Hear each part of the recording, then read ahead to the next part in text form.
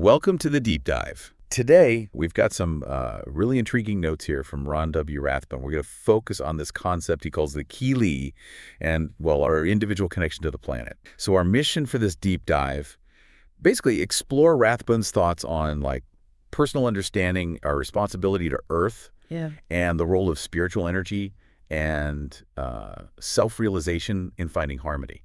Might find some surprising connections, I think. Absolutely. And what jumps out right away from Rathbun's notes is this core idea that understanding, it starts within each of us. Okay. You know, it's not about looking outward first for answers, but looking inward. Right. Okay, so let's just dive right into this Kelee then.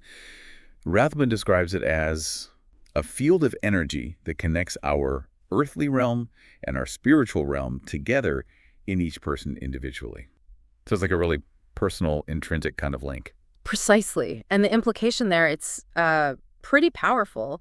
By understanding this internal connection, this sort of bridge between our physical and spiritual selves, we gain this fundamental insight into how to live harmoniously with everything around us.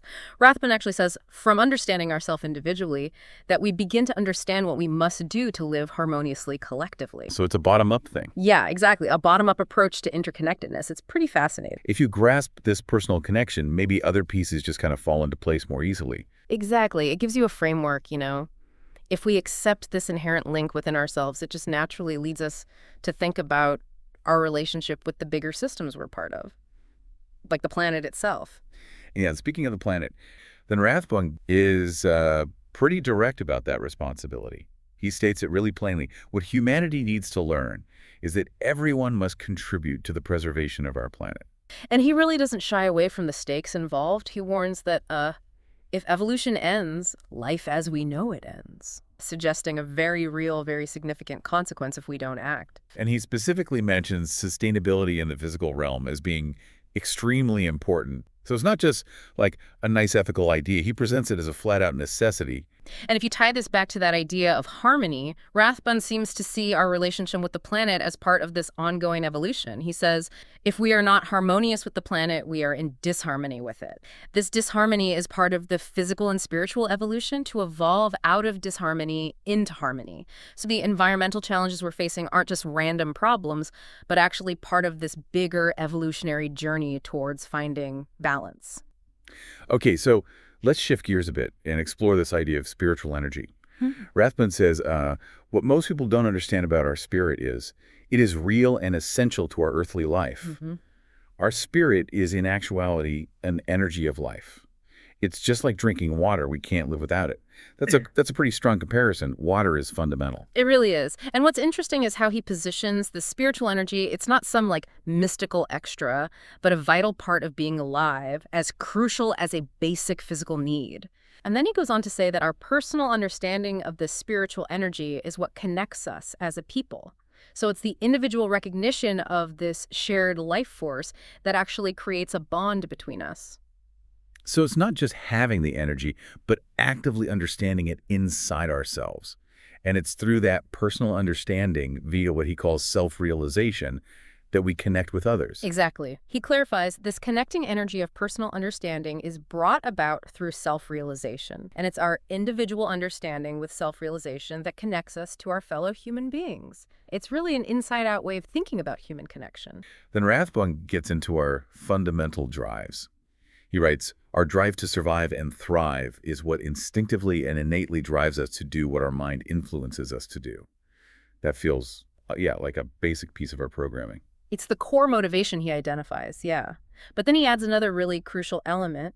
We also crave a connection with our spirit, just like we crave water when we are thirsty. So alongside that basic physical drive, there's this inherent spiritual yearning, this thirst. And he seems to outline a potential shift in how we go about satisfying these drives. He talks about moving out of the lower levels of life, of attaining money, seeking attention, and wanting to control others, towards using our minds to create things that bring comfort and a sense of purpose. It suggests our motivations growing up. Yes, exactly. And it's in that shift, he argues, that we find a more harmonious connection with each person in our life.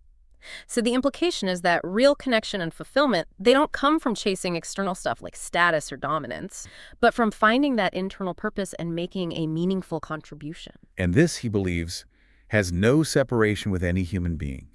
And this becomes the spiritual pathway of physical and spiritual evolution that ultimately will be at the highest level of attainment in humanity one day. That sounds pretty optimistic, actually, about where humanity could end up. It suggests that our individual growth, our understanding, it's not just isolated stuff happening to us, but it actually contributes to the larger spiritual evolution of humanity as a whole, moving us beyond separation towards, well, unity. Okay, now, Rathbun comes back around to self-realization, calling it the path to understanding. And he makes a really profound statement here. When we all see clearly, we all see the same thing.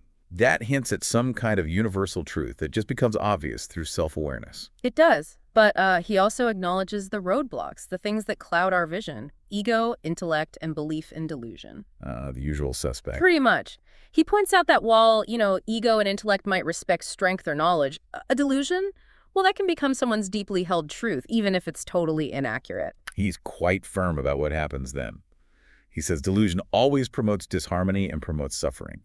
And he sees self-realization and understanding as the only way out. He even calls this journey the walk to enlightenment. That's a powerful image. Yeah. It's presented as this fundamental process of discovering our core understanding, and by doing that, understanding existence itself. And then, in this incredibly concise line, Rathbun just boils it all down: the absence of separation between heaven and earth. Wow. Yeah, it's a powerful image of ultimate interconnectedness, isn't it? It really is. And right after that, he offers this really thought-provoking reflection. Try to see each step of your path, not as a trail to follow, but as a way to live. That kind of shifts the focus, doesn't it? Away from some distant goal and onto the quality of right now. Absolutely. It encourages a more mindful and engaged way of being, where each moment isn't just a stepping stone to something else, but actually part of the richness of life itself. Yeah, I like that. Finally, Rathbun concludes by stating that the understanding of self-realization is freedom from suffering and the ability to understand anything. Yeah.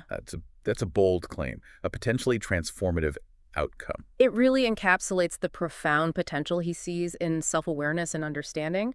It suggests it leads not just to, personal freedom, but also to this deeper comprehension of everything around us. Okay, so let's try to wrap this up. Rathbun's notes, they introduce the Kelee as this vital individual connection, bridging our earthly and spiritual side, and suggesting this personal understanding is the key to collective harmony. He really stresses our responsibility to the planet, the serious consequences if we mess up. Downward spiral. Yeah.